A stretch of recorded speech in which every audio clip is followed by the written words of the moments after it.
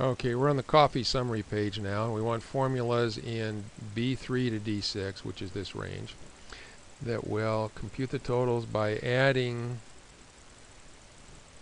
the numbers in the corresponding cells on 2010 and 2011. So, actually you don't even really need to remember how to do references on another worksheet. You just need to know how to point to them. So I want to add this number and then type a plus. And then I want to go to 2011 copy or worksheet and click on that. Now, the tricky thing here is to remember that you don't go back and click on coffee summary when you're done. You just hit the enter key when you're done. And because I used relative cell references, there's no dollar signs in there. If I copy that down, it'll change to B4. See? And then B5 and B6. And then when I copy all of them across, it'll change the columns to C and D. And I only had to do one formula to do that entire worksheet. Now, let's go to our lookup. And here's the item I want to look up. I can change that if I want to. And I want to put a formula here that will look up the cost of this item. So this is my lookup table. And you notice it is not in alphabetical order, which means I'm going to have to use all 4 of my arguments when I do the lookup function. So let's go do and choose VLOOKUP. And the value is this.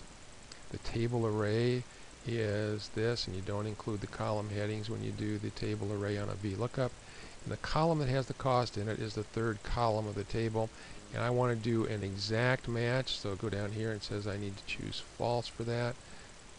So put in false and click on OK. And the cost of the stroller is $145.67. If I change that to BI-567, it'll tell me the cost of that is $3.56. Then I want to look up the markup of the item. That's going to be another lookup. The lookup value again is going to be up here in G2. The table array is going to be the same table without the headings. The column index this time is the markup, which is the 4th column. And again, I have to do false. Click on OK. And it's not formatting it correctly, but that's not a big deal. We'll just go back here and click on a % sign, and it'll do it. Let's try another value up here. Let's try AS-469. Hit the enter key. And that's $2.56 and 45%. And that's the end of our practice test.